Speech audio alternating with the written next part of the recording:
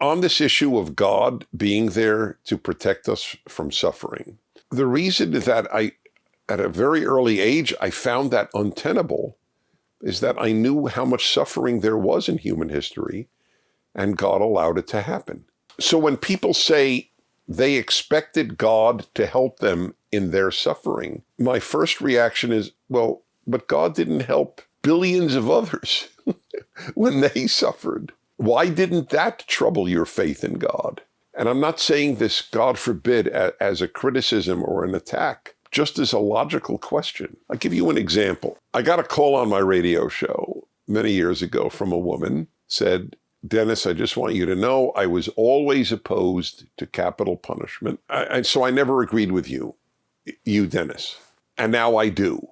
I go, really, why? I do because my brother was murdered, which is, of course, horrific. And I want the murderer put to death. So, of course, I offered my condolences. To have a loved one murdered is the word is overused.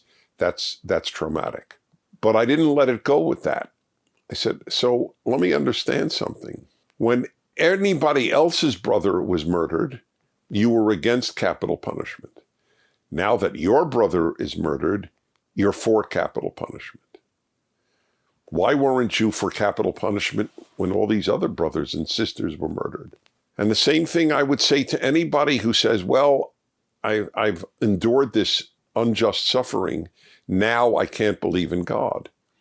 So you could believe in God when all these other people in history have undergone unjust suffering? I don't get that. Intellectually, I just don't understand that.